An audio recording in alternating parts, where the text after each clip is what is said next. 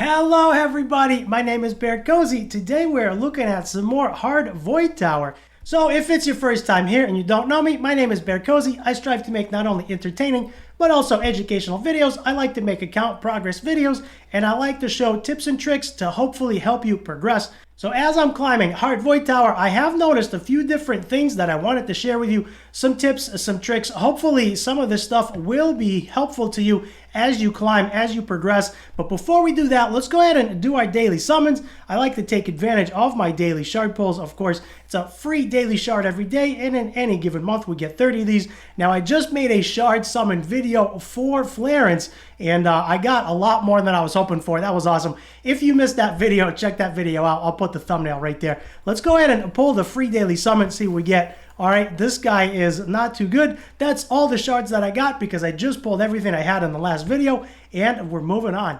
So as I'm climbing Hard Void Tower, I'm noticing a couple of things that I wanted to share with you. Let's go into floor 15. I'm going to continue making these different floor bosses guides, and I'm going to continue sharing my tips and my progress, and I hope that it helps some of you out. I know not everybody has cleared Hard Void Tower because it is fairly hard. So as we go into floor 15 of Hard Void Tower, I know I'm not up very high. I'm still catching up, still making videos, and that is slowing my progress down a little bit.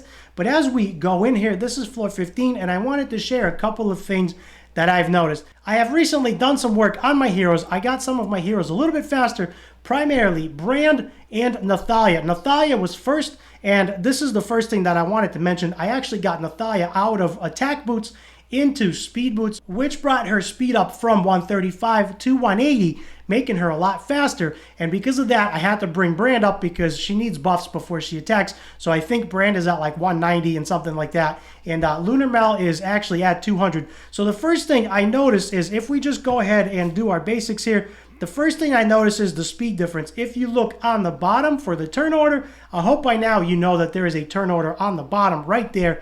Brand is going, then Nathalia, then the Goblin, the Dark Goblin, and then the 3 Green Goblins, right? So ever since my Nathalia hit 180 speed, she now goes before the enemies, which before she used to go sometimes before, sometimes after, and she was at 134 speed. And as you notice on the bottom, Zatlux is going very, very last because Zatlux is at 134, and I am planning on making him a little bit faster, and we'll see where that threshold is. So right now, what's very nice right now is since Nathalia goes first, she doesn't take any damage. So the threshold for me, ever since I crossed 180, that has made it a lot better.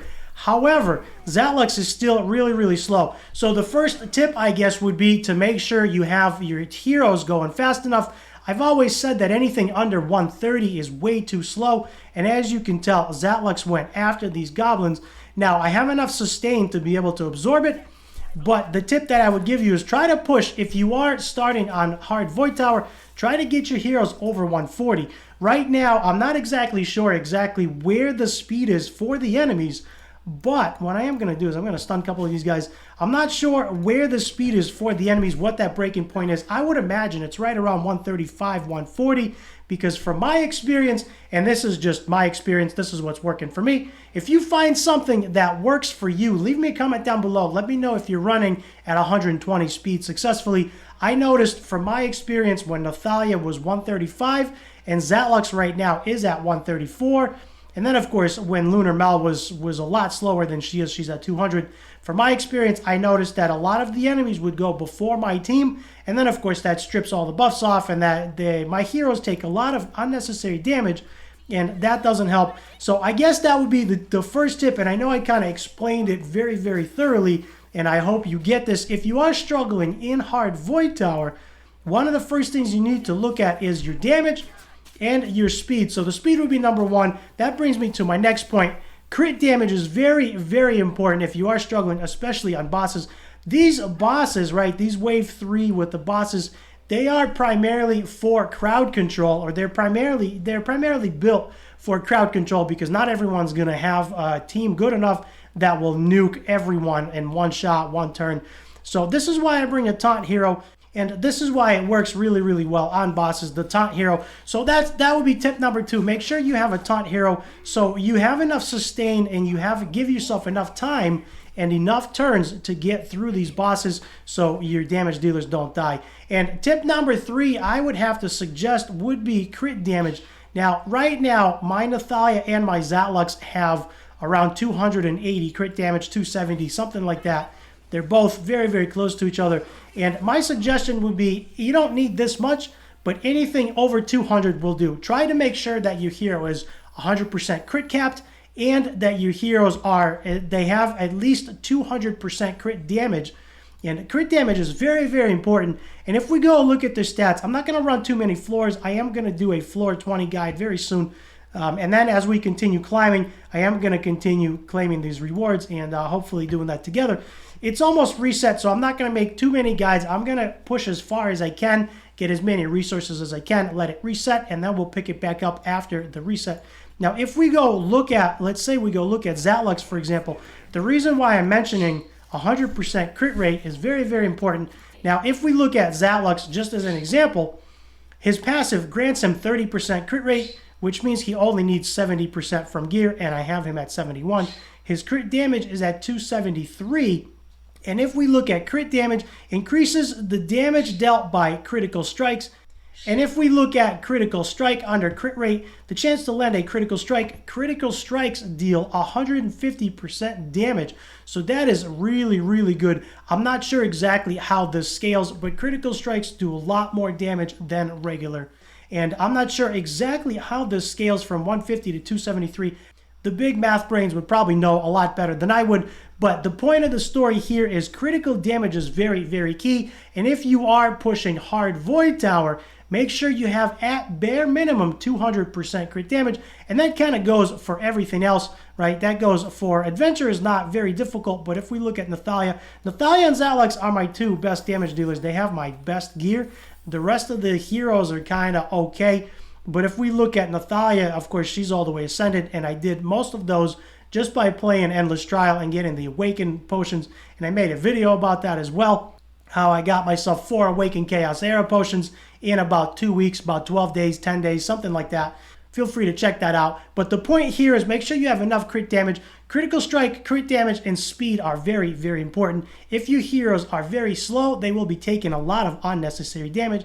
And then, of course, you need enough critical strike damage to get through the enemies, to kill the waves, to get through the bosses. And for sticky bosses like Mathasia and like Dark Nicholas, make sure you bring a taunt champion to buy yourself a few extra turns. So even if you only have 190, 200% crit damage, if you bring a taunt hero in hard Void Tower, that should be able to buy you enough time and give you enough turns so you can actually do what you need to do. You can take your time. And this is exactly why I use Lunar Mel. I've tried Bruzak. He's not as good because his ultimate only lands 70% of the time.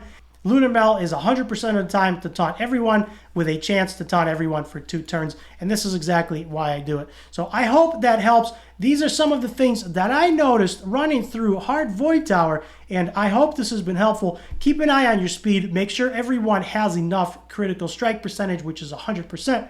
And then shoot for at least 200% crit damage, because I know a lot of my friends are struggling. Some of my friends have cleared hard Void Tower more than once.